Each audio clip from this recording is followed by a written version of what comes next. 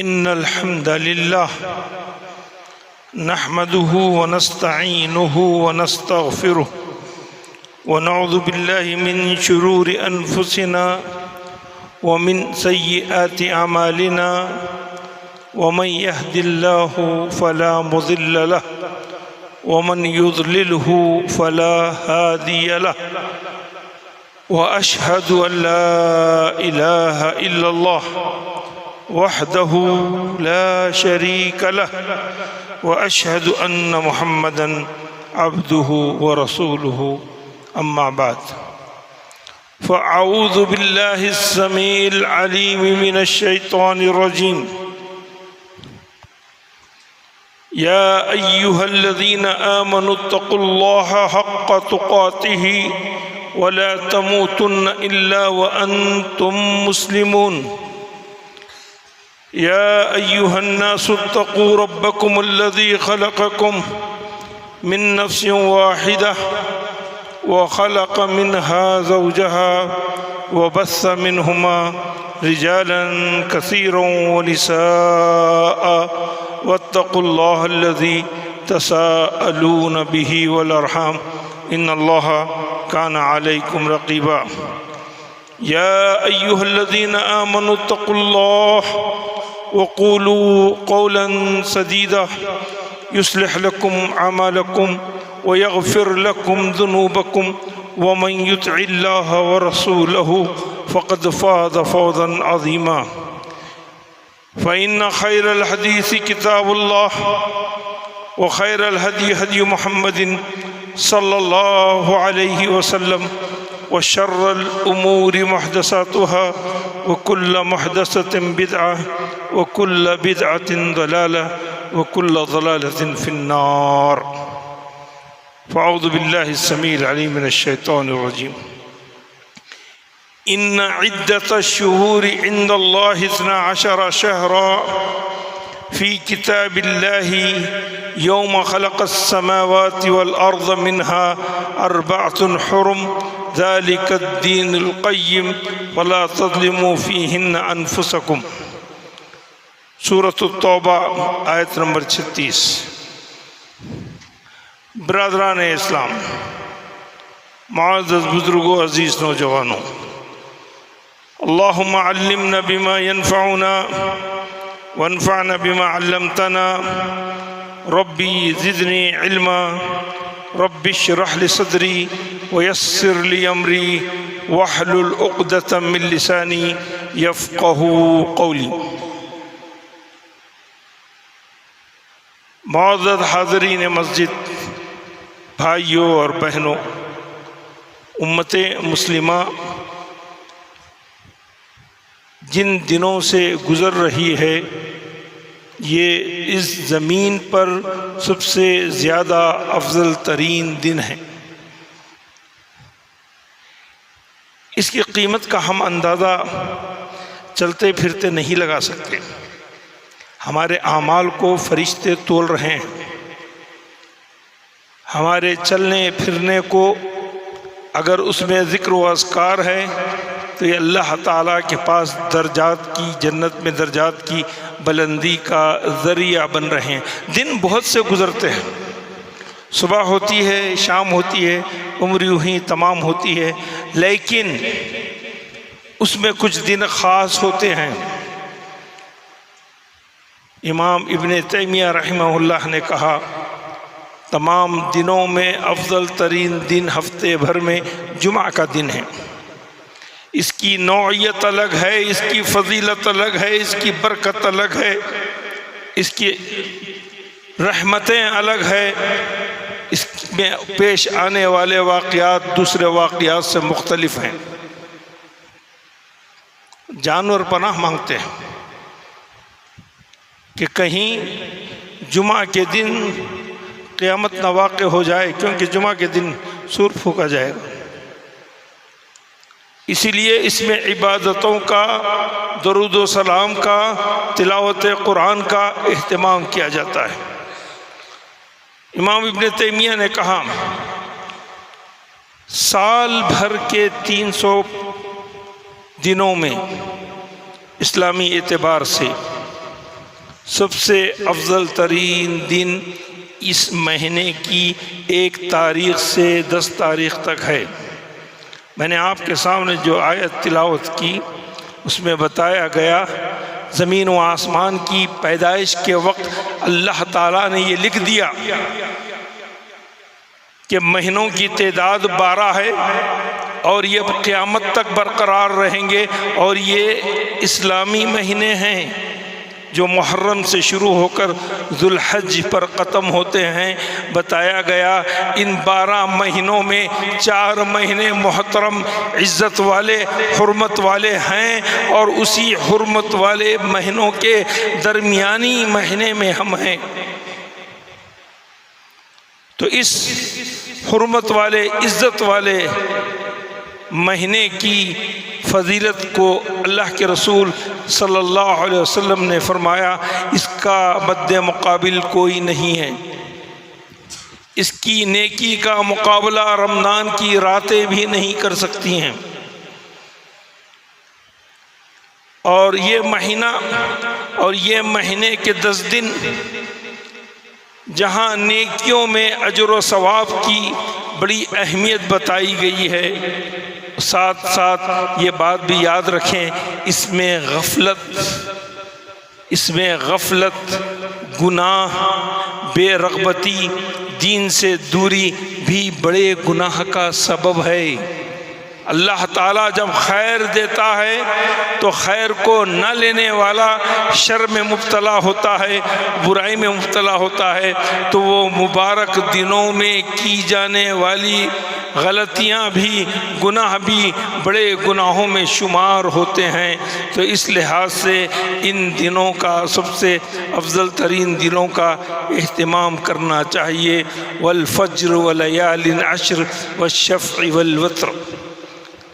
اس آیت کی تفسیر میں مختصر کئی مفسرین کرام نے، ابن کثیر نے، قرطبی نے، نصفی نے لکھا ہے والعشر سے مراد یہی 10 دن ہے، والفجر ولیال عشر، والشفع والوتر سے مراد، شفع سے مراد 10ویں تاریخ ہے اور وتر سے مراد 9ویں تاریخ ہے۔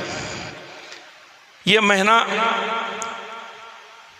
اللہ تعالیٰ کے نزدیک اتنا افضل ترین مہینہ ہے کہ اس میں انبیاء کی قربانیوں کو اللہ تبارک تعالیٰ نے آسمان سے آواز دے کر کہا، اے میرے پیارے بندے ابراہیم، اے میرے پیارے بندے ابراہیم، یا ابراہیم قد صدقت الرؤیا انا کذالک نجزی المحسنین، تم نے جو خواب دیکھا اور خواب کی تعبیر میں تم اپنے آپ کو، اپنے بیٹے کو سلنڈر کر گئے اور بلا چوں و چرا اللہ کے آگے اپنے بڑی عمر میں، بڑھاپے میں پیدا ہونے والی اولاد کو، جو تمہاری نسل میں آنے والی نسل کو انبیاء دینے والے نسل میں تم نے اپنے بیٹے کو قربانی کا ارادہ کیا،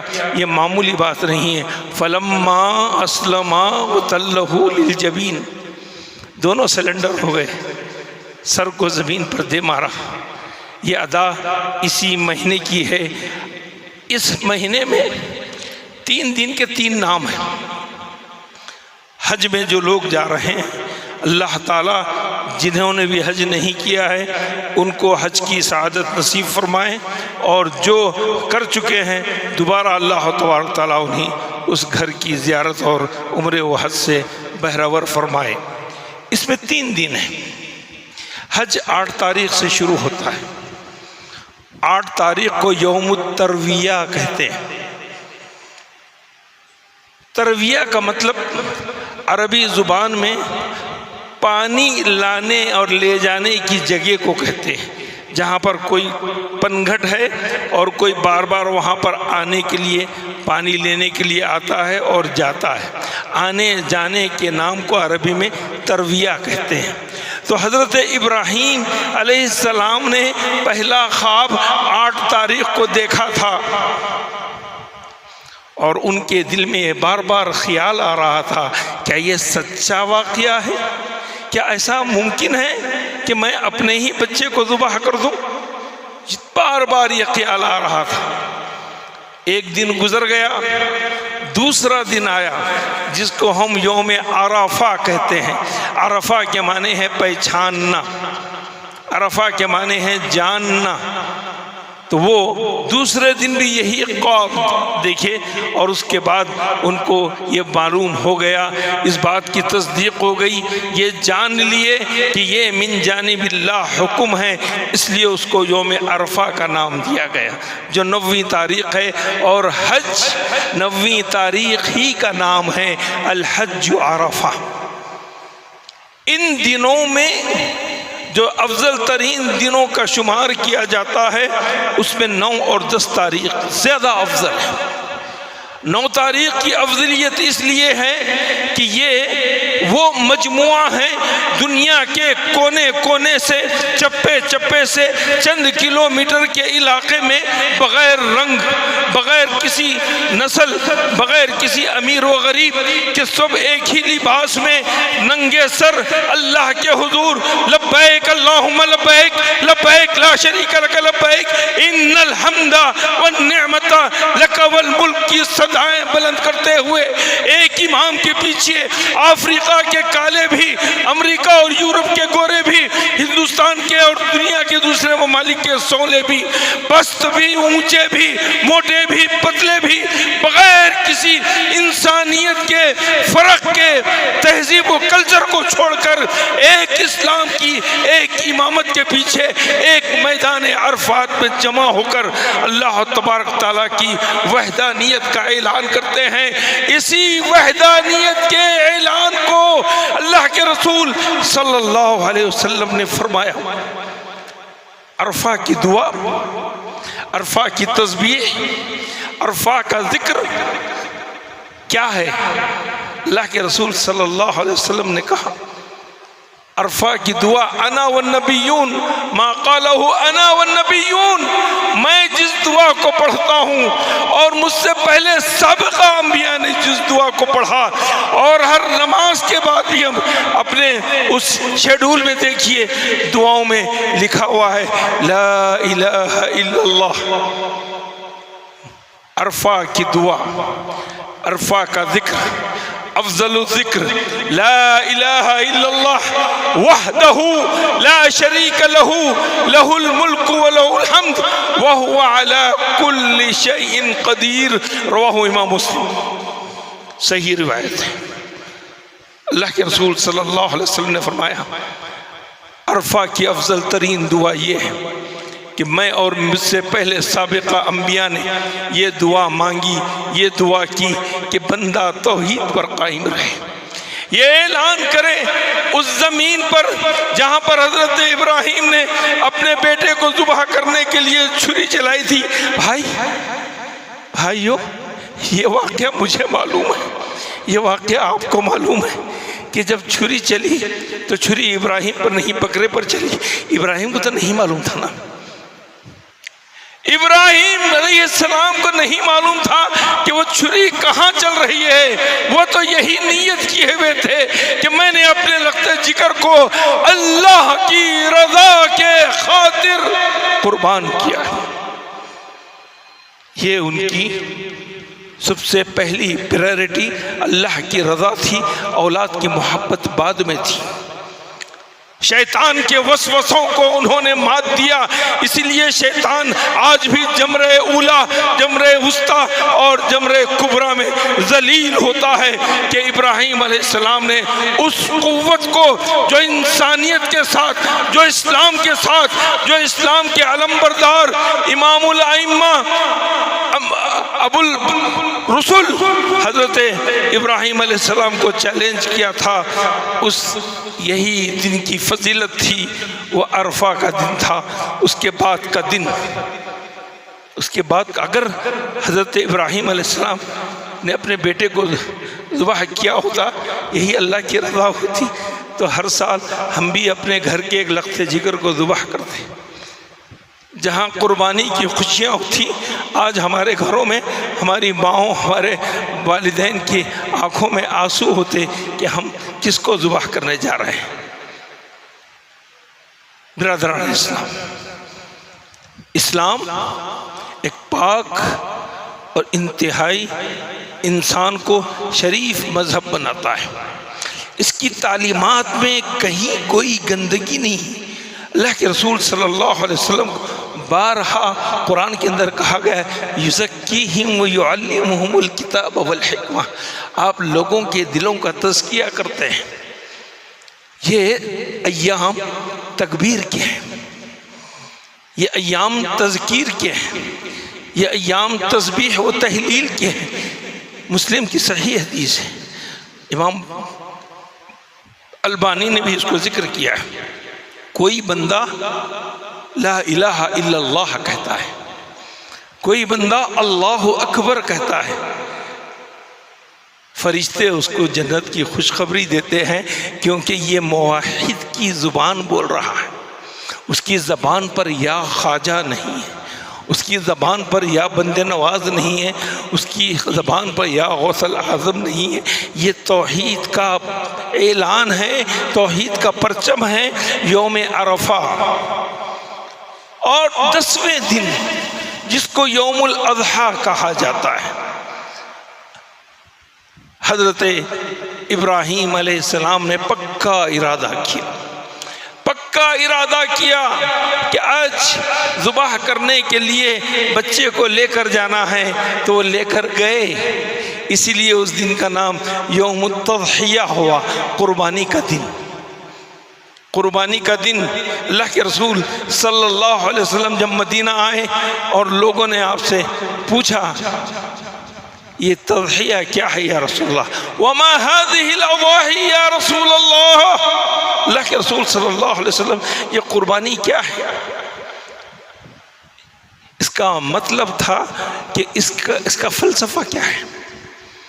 آپ نے بڑے مختصر الفاظ میں حضرت ابراہیم علیہ السلام کی سنت یاد دلا دی، زندگی یاد دلا دی، طریقہ حیات یاد دلا کے کہا سنت ابیکم ابراہیم، یہ تمہارے باپ حضرت ابراہیم کی سنت ہے۔ سنت کا مطلب طریقہ، سنت کا مطلب وہ فلسفہ جس کو حضرت ابراہیم نے اپنایا تھا، اخلاص۔ آج ہم قربانی کرتے ہیں، جانور کی قیمت پوچھتے ہیں، 50,000 میں لایا، دوسرا بولتے ہیں میرا 60,000 کا ہے، تمہارے سے بہتر ہے، تیسرا کچھ اور کہتا ہے، چوتھا کچھ اور کہتا ہے۔ بھائی قربانی کمپٹیشن کا نام نہیں ہے۔ تمہاری قربانی کیسی ہے، میری قربانی کتنی قیمت کی ہے، یہ قیمت کے تول مول کا معاملہ نہیں ہے، یہ دل کی سچائی اور اسلام کے لیے آپ کتنے مخلص اور اللہ سے کتنے راضی ہیں یہ بتانے ہیں۔ ایک صحابی نے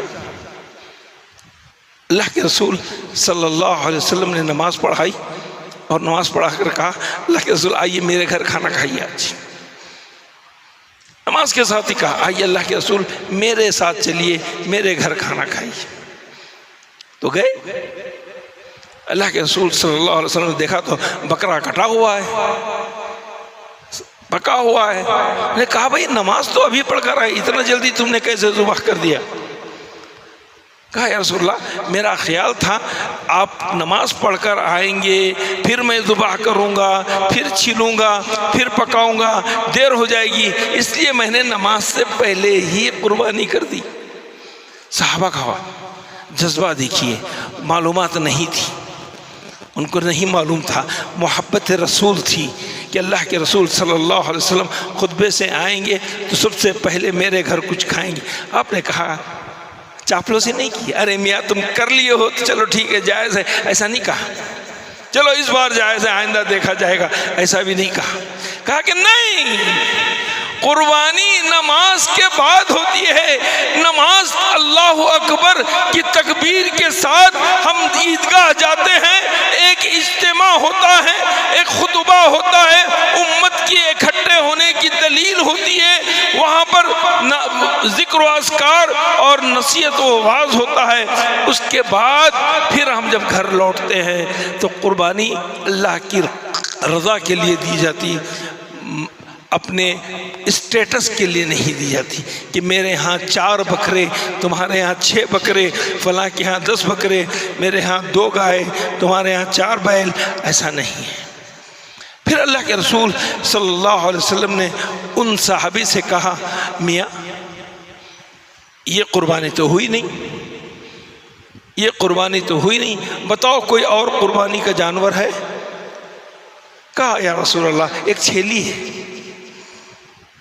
ایک بکری ہے۔ تو اللہ کے رسول صلی اللہ علیہ وسلم نے کہا بس اس کو کاٹ دو، لیکن آئندہ سے ایسا مت کرو، اس کو کاٹ دو لیکن آئندہ سے مت کرو، کیونکہ صحابی کو علم نہیں تھا، انہوں نے ایسا کیا۔ قربانی اللہ کی رضا کے خاطر جب دی جاتی ہے تو اس میں یہ اہتمام کرنا چاہیے کہ جس جانور کی ہم قربانی کر رہے ہیں ایسا بھی نہیں کہ فارمیلٹیز ہو، کوئی بھی جانور پکڑے اس کو ذبح کر دے، بتایا گیا وہ عیبدار نہ ہو،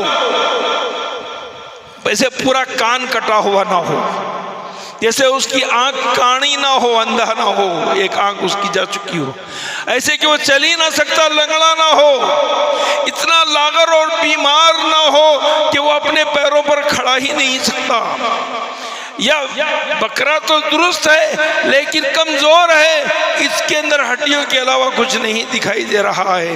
کہا کہ فارمیلٹیز بھی نہیں ہیں۔ اور اللہ کے رسول صلی اللہ علیہ وسلم نے معاشرے کو اسلام سے جوڑنے کے لیے، زندہ رکھنے کے لیے اور ان کے اندر اسلامی حمیت جگانے کے لیے کہا، خبردار سنو، تم قربانی دینے کی استطاعت رکھتے ہو، قربانی دینے کی استطاعت رکھتے ہو تو ضرور قربانی کرو، اگر ایسا نہیں کر سکتا تو ہماری عیدگاہوں کو مت آؤ بھائی۔ جب اللہ کی رضا کے خاطر سال بھر میں ایک قربانی تم نہیں پیش کر سکتے استطاعت رکھنے کے باوجود، تو فلا تقربوا مصلانا، ہمارے مسجدوں، ہمارے مصلی، ہماری عیدگاہوں کے قریب بھی مت پھٹکو۔ حالانکہ عیدگاہ میں جمع ہونا، کھلے آسمان کے نیچے نماز پڑھنا اور اس کے لیے دعا کرنا، یہ ان خواتین کے لیے بھی کہا گیا تم بھی آؤ۔ بعض خواتین نے کہا یا رسول اللہ حالات ایسے ہیں کہ ہمارے پاس اوڑھنے کے لیے چادر نہیں ہے، کیسے بے پردہ آ جائیں؟ ہمارے ہاں چادر نہیں ہے، سر پر اوڑھیں، اپنے آپ کو ڈھانکیں آ جائیں۔ کہا کہ نہیں، اپنی بہن کی چادر میں لپٹ جاؤ، دونوں بہنیں ایک چادر میں آ جاؤ۔ یہاں تک خواتین کو کہا گیا کہ تم اس بات کا اہتمام کرو۔ کہا وہ خواتین جن پر نماز نہیں ہے، شرعی عذر ہے، مینسس ہے، ماہواری ہے، کہا تم بھی آؤ، تم بھی آؤ، کم از کم مسلمانوں کے ذکر و اذکار دعا میں تو شامل ہو سکتی ہو، نماز نہ پڑھیں۔ ایسی عبادت کے لیے ان لوگوں کو تنبیہ دی کی گئی اور اسلامی معاشرے کے حصے میں بتایا گیا کہ تم لوگ حیثیت ہونے کے باوجود قربانی نہیں دے رہے ہو، تو قربانی نہ دینے والے ہماری عبادت گاہوں کے قریب بھی نہ ہو۔ ایک طریقے سے تربیت بھی ہے، تنبیہ بھی ہے، غفلت پر جگانا بھی ہے۔ اسی طریقے سے کہا گیا حج ایسی عبادت ہے کہ اگر کسی کے پاس استطاعت ہو، اللہ کے رسول صلی اللہ علیہ وسلم نے خطبہ دیا، خطبے کے اندر فرمایا کہ فحجو، حج کرو۔ ایک صحابی کھڑے ہوئے، یا رسول اللہ اکل عامین، ہر سال حج کرنا ہے کیا؟ اللہ کے رسول کو جواب نہیں دی۔ پھر اللہ کے رسول اپنی تقریر جاری رکھے، پھر اس کے بعد کہا یا رسول اللہ کل عامن احج، کیا ہر سال حج کروں؟ اللہ کے رسول پھر بھی خاموش رہے۔ پھر تیسری مرتبہ اس صحابی نے پوچھا تو اللہ کے رسول ناراض ہو کے کہا نہیں، اگر میں ہاں کہہ دوں تو تم پر یہ مشقت ہو جائے گی اور یہ حکم نافذ ہو جائے گا۔ اللہ کے رسول کی بات آسمانی وحی کی طرف سے آخری فیصلہ ہوتا ہے۔ آپ نے کہا اگر میں ہاں کہہ دوں تو تم کو ہر سال حج کرنا پڑے گا اور یہ تم پر مشقت ہوگی۔ کہا من استطاع منکم فلیحج، جس کے پاس کیپیسٹی ہے، ایبیلٹی ہے، صلاحیت ہے، قوت ہے، جانے کے راستہ ممکن ہے، پیسے ہیں، زیادہ راہ ہے، وہ ضرور حج کرے۔ ہمارے ہاں ایک طبقہ ہے، مالدار طبقہ، وہ ڈیلے کرتا ہے، اس سال نہیں اگلے سال، اس سال کچھ گھر کے معاملات ہے، گھر بن رہا ہے، اگلے سال بچے کی شادی ہے، تیسرے سال بزنس کچھ مندہ پڑا ہے، چوتھے سال کچھ گھر کے اندر بیماریاں ہو گئیں، اپنی حیثیت ہونے کے باوجود بھی ٹال مٹول کرتے ہیں۔ اللہ کے رسول صلی اللہ علیہ وسلم نے فرمایا جو کوئی 5 سال تک مسلسل ایسا ٹال مٹول کرتا رہا حیثیت رکھنے کے باوجود، اللہ تعالیٰ اس کو اس کی رحمت سے محروم کر دیتا ہے۔ پھر وہ زندگی بھر اس کی سعادت حاصل بھی کرنا چاہے تو جب وہ عارضی رکاوٹیں اس کو تھیں وہاں حقیقی رکاوٹیں ہو جاتی ہیں، وہ شاید چل نہ سکے، وہ شاید ایسے اسباب ایسی بیماریوں کا شکار ہو کہ وہ حج نہ کر سکے، پھر کسی کو حج بدر پر مجبور کرے، خود اپنی آپ وہ سعادت سے محروم ہو جاتا ہے۔ اس لیے اللہ کے رسول صلی اللہ علیہ وسلم نے فرمایا حج کرو تو جلدی کرو، حج کرو تو اپنی صحت کے حالات میں کرو۔ اللہ کے رسول صلی اللہ علیہ وسلم نے فرمایا ورنہ کل کو تم بیمار بھی ہو سکتے ہو، ورنہ کل کو کچھ عوارض، کچھ حالات تمہارے ساتھ نہیں بھی دے سکتے ہیں، اس لیے پیش رفت کرو، پیش قدمی کرو، آگے بڑھو، پہلے مرحلے میں حج کرو۔ اور ایک حدیث میں فرمایا عمرہ اور ایک عمرے سے دوسرا عمرہ تم کرتے رہو گے تو اس درمیان کے گناہ معاف ہوتے رہیں گے۔ کفارۃ لما بین العمرۃ من العمرۃ ما بینہما کفارۃ، دونوں عمروں کے درمیان میں جو گناہ انسان کے چھوٹے موٹے ہوتے ہیں اللہ اس کو دھو دیتا ہے، اور جو حج کرتا ہے اس کی جزا، اس کا انعام اللہ تعالیٰ کے پاس، اللہ تعالیٰ کے پاس ہے، اس کے علاوہ کوئی اس کی جزا نہیں۔ وہ اللہ ہی بہتر جانتا ہے کہ اس کو ایسے بھیجتا ہے جیسے وہ ایک معصوم ابھی جنم لے کر آیا ہو۔ ان دنوں میں افضل ترین دن قربانی کا دن ہے۔ اللہ کے رسول صلی اللہ علیہ وسلم نے فرمایا قربانی کا خون زمین پر گرنے سے پہلے اللہ تعالیٰ اس کو قبول کر لیتا ہے۔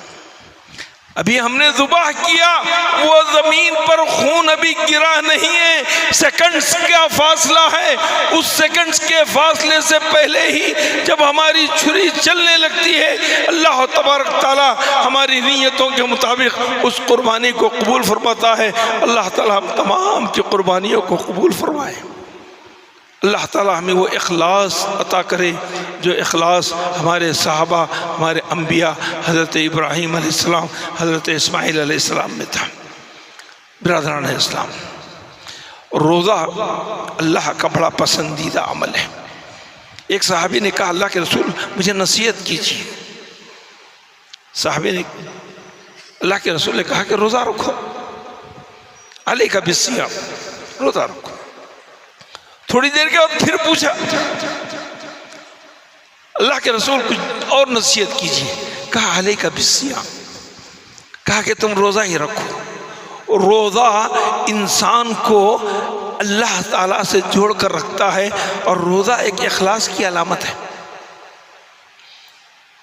روزے کے اندر ایک 5 سال 7 سال کا بھی بچہ ہمارا ہو، ہم ہمارے گھر میں روزہ رکھتا ہے تو وہ تڑپے گا، پیاسا ہوگا، بھوک لگے گی، نہ کھانے کو دیکھے گا نہ پانی کو دیکھے گا۔ یہ اخلاص محض روزے سے پیدا ہوتا ہے۔ دوسری چیزوں میں ریاکاری کا امکان ہے، لیکن روزہ ایسی عبادت ہے جو محض اللہ کی رضا کے لیے انسان پیاسا اور انسان بھوکا رہتا ہے، اپنی بیوی سے دور رہتا ہے، جائز حلال کھانے نعمتیں اس کے کے سامنے ہے اپنے ہاتھ کو روکے رکھتا ہے. اللہ تعالیٰ کہتا ہے الصوم لی وانا اجزی بہ، یہ میرے لیے ہے اور اس کا بدلہ میں ہی دے سکتا ہوں جس کا ہم اندازہ ہی نہیں لگا جا سکتے. ایسے روزے داروں کے لیے ایک خاص دروازہ ہے جس کو باب الریان کہا جاتا ہے. اللہ کے رسول صلی اللہ علیہ وسلم کبھی متواصل روزے رکھتے تھے جس کو صیام وصال کہتے ہیں، کبھی رک رک کر رکھتے تھے. تو یہ کثرت سے ان دنوں میں، ان 10 دنوں میں 9 دن تو مسلسل روزے رکھے جا سکتے ہیں، لیکن 9 تاریخ کا روزہ اتنا بڑا روزہ ہے، ایک دن کا روزہ ہے.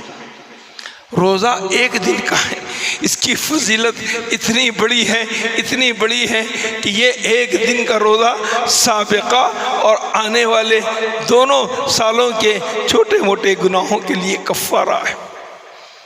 اس کے مد مقابل ایک اور روزہ ہے، 9 محرم اور 10 محرم کا روزہ ہے. یہ 2 روزے ایک سال کے گناہوں کا کفارہ ادا کرتے ہیں.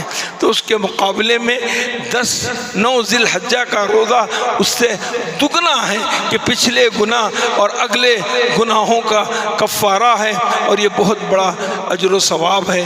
اور جو لوگ حج پر نہیں ہیں وہ ضرور اس کا اہتمام رکھیں. اور یہ دن جو گزر رہے ہیں اس میں عام دنوں کے ان دنوں میں انسان جو نیکیاں کرتا ہے وہ نیکیاں تو کرتا ہی ہے، لیکن ان دنوں میں ذرا زیادہ ہی کر لیں. کچھ باتیں بتاتا ہوں. دیکھیے کچھ باتیں روز نیکی کی جو ہیں اس طریقے سے. روز ہم 2 پارہ پڑھتے ہیں، آدھا پارہ پڑھتے ہیں. ان دنوں میں 2 پارے پڑھ لیں. اس کی فضیلت الگ ہے، اس کی اہمیت الگ ہے، اس کا مقام الگ ہے. کثرت سے درود پڑھیں، کثرت سے تحلیل و تسبیح کریں، صدقہ و خیرات کریں. اور ان دنوں میں ہونے والا صدقہ و خیرات اللہ کو بڑا پسند ہے، کیونکہ مبارک دن ہے.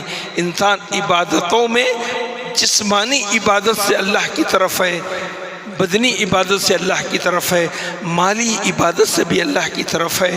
اور ایک بات کہ حسن اخلاق کا مظاہرہ، مدد کرنا، وہ مدد کبھی معلوم ہو کر کبھی مدد نہ معلوم ہو کر انسان کرتا ہے، تو اللہ تبارک تعالیٰ ایسے مدد کرنے والوں کی مدد کرتا ہے، اور ایسے انداز میں مدد کرتا ہے کہ اس کو کانوں کان خبر نہیں ہوتی. اس کی مصیبتیں ٹل جاتی ہیں، اس کے مسائل حل ہو جاتے ہیں، اس کے ساتھ ہونے والے واقعات کو اللہ تبارک تعالیٰ حرز جاں بنا دیتا ہے. فرشتے اس کی حفاظت میں لگ جاتے ہیں. جو مخلوق کی خدمت میں لگ جاتا ہے، وہ راستے سے ایک چھوٹا سا پتھر ہو، کسی بوڑھے کو راستہ چڑھانا ہو، چلتی ہوئی گاڑی کو روک دینا ہو، کہ کوئی بچہ اسکول کا پاس کر رہا ہو، کسی کو ایک پینسل دلا دینا ہو، کسی بچی کے سر پر ایک دوپٹہ اڑا دینا ہو، کوئی ننگے پیر دھوپ میں چل رہی ہے تو اس کو چپل پہنا دینا ہو. ہماری حیثیتوں کے مطابق یہ چھوٹی چھوٹی نیکیاں ہیں، لیکن اس کے درجات، اس کے ثمرات بہت اونچے ہیں، بہت اونچے ہیں. برادران اسلام، ہم ایک معزز و محترم مہینے سے گزر رہے ہیں. آپ کو معلوم ہے ذوالقعدہ وہ بھی محرم مہینہ، ذوالحج وہ بھی محرم مہینہ، محترم مہینہ. پھر اس کے بعد کا مہینہ محرم وہ بھی محترم مہینہ. ان دونوں محترم مہینوں کے بیچ میں یہ مہینہ ہے، تو اس کی عزت اور اس میں حج جیسی عظیم سعادت امت مسلمہ کو حاصل ہو رہی ہے، اور اس سے دور رہنے والوں کو ان دنوں کی برکت حاصل ہو رہی ہے. تو اندازہ لگائیے. ابن قیم سے پوچھا گیا، امام ابن قیم سے پوچھا گیا، امام صاحب آپ بتائیے یہ 10 دن زیادہ افضل ہے یا شب قدر کی 10 راتیں زیادہ افضل ہے؟ امام صاحب نے بڑا پیارا جواب دیا. انہوں نے کہا جہاں تک دنوں کا سوال ہے، 10 ذی الحجہ کے 10 دن افضل ہیں، اور جہاں تک راتوں کا سوال ہے، شب قدر کی 10 راتیں وہ زیادہ افضل ہیں.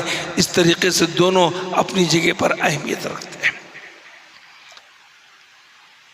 آپ دیکھیے، ایک خیر کی طرف قدم بڑھائیے، حرکت کیجئے. دوسرے دن آپ کے اندر ایک تبدیلی آئے گی۔ ابھی تو آج ہم 2 تاریخ میں ہیں، ابھی 9 دن باقی ہیں 10 تاریخ کے لیے۔ اس کے اندر کچھ تبدیلی لائیے، پریکٹیکل زندگی کے اندر کچھ تبدیلی لائیے۔ غصے کو تھوک دیجیے، صبر کے مادے کو بڑھائیے، گفتگو میں نرمی پیدا کیجیے، اپنے ماتحتوں کے ساتھ حسن سلوک کیجیے، قرض داروں کے قرض ادا کر دیجیے، لوگوں کو جھڑکنا، ان کے ساتھ نفرت سے بات کرنا، اس میں کمی کر دیجئے، ختم کر دیجئے۔ آپ دیکھیے آج کے دن سے زیادہ کل کا دن ہوگا، جب آپ رات میں سوئیں گے ایک عجیب قسم کا سکون محسوس ہوگا۔ تیسرا دن اس سے بہتر ہوگا، جب اس مرحلے سے گزرتے ہوئے آپ روزے پر آئیں گے، یوم عرفہ کے روزے پر آئیں گے، تو دل ہی پاک، دماغ پاک، جسم پاک اور تمام افکار پاک ہو کر وہ روزہ اللہ کے نزدیک قابل ترین روزہ ہوگا، ہمارے گناہوں کا حقیقی معنی میں کفارہ ہو جائے گا۔ اور 10 تاریخ کو جب ہم اللہ اکبر اللہ اکبر اللہ اکبر اللہ اکبر لا الہ الا اللہ اللہ اکبر وللہ الحمد، اللہ کی تکبیر کہتے ہوئے، اللہ کی عظمت کا اعلان کرتے ہوئے، اللہ کی بڑائی کا اعلان کرتے ہوئے، اللہ کی شان کا اعلان کرتے ہوئے جب ہم عیدگاہ کی طرف جاتے ہیں، اللہ اکبر معمولی بات نہیں ہے، معمولی کلمہ نہیں ہے، معمولی اسٹیٹمنٹ نہیں ہے، یہ ایک مومن کا پاور ہے، یہ ایک مومن کی قوت ہے۔ جب اس کی زبان سے نکلتی ہے تو عرش ہل جاتا ہے کہ میرے بچے نے، میرے بندے نے میری بڑائی بیان کی، میرے بندے نے میری عظمت کا ذکر کیا۔ اللہ اکبر اللہ اکبر، یہ تکبیر کے ساتھ ہم اس میدان میں جمع ہوتے ہیں، جب اللہ کا ذکر کرتے ہیں، پھر نماز پڑھتے ہیں، یہ ادا اللہ کو بڑی پسند آتی ہے۔ وہاں سے ہم سلام پھیر کر اٹھتے بھی نہیں، خطبہ ختم بھی نہیں ہوتا، اللہ تعالی ہمارا شمار مغفورین و مرحومین میں کر دیتا ہے کہ اس کی رحمت ہم پر، اس کی مغفرت ہم پر، اس کی عفو و درگزر ہم پر۔ یہ اللہ تبارک تعالیٰ کی عظیم شان ہے میرے بھائی۔ ان مہینوں کی عظمت کو سمجھی، خدا را سمجھیے، پھر یہ دن لوٹ کر آئیں گے، کیا میں رہوں گا یا آپ رہیں گے کوئی گارنٹی نہیں، کوئی گارنٹی نہیں ہے۔ سانس کبھی بھی اکھڑ سکتی ہے، کبھی بھی ناک کا باسا ٹیڑھا ہو سکتا ہے، کبھی بھی پیر لڑکھڑا سکتے ہیں، پنڈلیاں رگڑی جا سکتی ہیں، ہاتھ پیر اکڑ جائیں گے اور ہماری روح پرواز ہو جائے گی، پھر ان دنوں کو تڑپتے ہوئے نہیں حاصل کر سکتی۔ ایسے وقت کافر چاہتا ہے کہ مجھے دوبارہ زندگی مل جائے، فَأَصَدَّقَ وَأَكُن مِّنَ الصَّالِحِينَ، مولا مجھے وقت دے، میں صدقہ کرنے کو میں شمار ہو جاؤں گا۔ بھائی اس وقت پچھتانے سے بہتر اب موقع ہے، نیک عمل کیجئے، صالح عمل کیجئے۔ ان دنوں کی تربیت آگے آپ کو جوڑ کر رکھتی ہے۔ اس کے بعد ایام تشریق ہے، ایام تشریق کی بھی فضیلت ہے، کھانے پینے کے بھی دن ہیں، عبادت کے بھی دن ہیں، اور انہی دنوں میں اللہ کے رسول صلی اللہ علیہ وسلم پر عظیم ترین سورہ نصر نازل ہوئی۔ عرفہ کے دن الیوم اکملت لکم دینکم واتممت علیکم نعمتی ورضیت لکم الاسلام دینا والی آیت نازل ہوئی۔ ایک یہودی نے کہا عمر امیر المومنین، آپ کی کتاب میں تو ایک ایسی آیت ہے کہ اگر وہ آیت ہماری کتاب میں ہوتی تو اس دن ہم عید منا لیتے۔ عمر نے کہا بتاؤ کون سی آیت ہے؟ کہا سورہ مائدہ کی آیت نمبر 3، الیوم اکملت لکم دینکم، آج کے دن میں نے تمہارے دین کی تکمیل کر دی، واتممت علیکم نعمتی، میری نعمت کو مکمل کر دیا۔ الیوم اکملت لکم دینکم واتممت علیکم نعمتی ورضیت لکم الاسلام دینا، میرا پسندیدہ دین اسلام ہے۔ یہ اتنی پیاری آیت ہے کہ اس دن ہم عید منا لیتے۔ حضرت عمر نے کہا یہ تو ہماری عید ہے ہی ہے، عرفہ ہماری عید ہے۔ مجھے معلوم ہے یہ آیت کہاں نازل ہوئی، کس منظر پہ نازل ہوئی، کس جگہ پر نازل ہوئی، ہمیں تم سے بہتر اس کا علم ہے۔ یہی بات عبداللہ ابن عباس رضی اللہ تعالیٰ عنہ نے کہی۔ اتنے عظیم دن کے، اتنے عظیم دین کے، اتنے عظیم اسلام کے تحفے میں ہمیں یہ زندگی ملی ہے، کیا اس زندگی کو ضائع کرے؟ جس کو یہود سمجھ رہے ہیں، جس کو نصارہ سمجھ رہے ہیں، اور ہم اس کو پس پش ڈال رہے ہیں۔ خدا را موت آنے سے پہلے وَاعْبُدْ رَبَّكَ حَتَّى يَأْتِيَكَ الْيَقِينُ، زندگی کو سنبھالیے، اللہ کی عبادت میں لگ جائیے، مالی عبادت، جسمانی عبادت، اس نے اخلاق کی عبادت، معاملات میں، ہر ایک چیز میں اللہ تبارک تعالیٰ ہمارے لیے بہتر سے بہتر زندگی اس دنیا میں اور آخرت میں پیدا کرے۔ اللہ تعالیٰ ہماری اولاد کو نیک بنائے، ہمارا مطیع و فرما بردار بنائے، ہماری اولاد کو ہمارا تابع کرے، ہمارے حق کی بات سننے اور اس پر عمل کرنے کی توفیق عطا فرمائے۔ ہماری اولاد کو اللہ تعالیٰ موبائل کے فتنے سے بچائے، ہماری بچیوں کو بچائے، ہمارے بچوں کو بچائے، اس کی برائیوں سے بچائے، اس کے فتنے سے بچائے۔ اللہ تعالیٰ ہماری بیویوں کو شوہروں کا اطاعت گزار بنائے، شوہروں کو بیویوں کو حق ادا کرنے والا بنائے، ماں باپ کو بچوں کا حق ادا کرنے والا بتائے، ان کی کما حق کو تربیت کرنے کی توفیق عطا فرمائے، بچوں کو باپ کے حقوق ادا کرنے کی توفیق عطا فرمائے۔ اللہ ہمیں اس کے گھر کا حق ادا کرنے کی توفیق عطا فرمائے۔ اللہ ہمیں اس کے گھر کا حق ادا کرنے کی توفیق عطا فرمائے۔ اس ماتھے کو ہر دن 5 مرتبہ اس زمین کو چومنے کی اللہ تبارک تعالیٰ توفیق عطا فرمائے۔ ہمارے خاندانوں میں محبت کو اللہ تعالیٰ پروان چڑھائے، رشتہ داروں کے اندر صلہ رحمی کو اللہ تعالیٰ بڑھائے، ہمارے جماعت کو مضبوط کرے، ہمارے محلے اور ہمارے شہر میں اللہ تعالیٰ برکت عطا فرمائے، ہمیں سچائی پر قائم رکھے، حق کے لیے جینے، حق کے لیے مرنے کی توفیق عطا فرمائے، کتاب و سنت پر چلنے کی توفیق عطا فرمائے، کتاب و سنت پر باقی رہنے کی توفیق عطا فرمائے۔ ہمارا خاتمہ کلمہ طیبہ لا الہ الا اللہ، لا الہ الا اللہ محمد رسول اللہ پر کرے، آمین۔ بارک اللہ لنا ولکم بالقرآن العظیم ونفعنا بآیات اللہ وذکر الحکیم، وآخر دعوانا ان الحمد للہ رب العالمین۔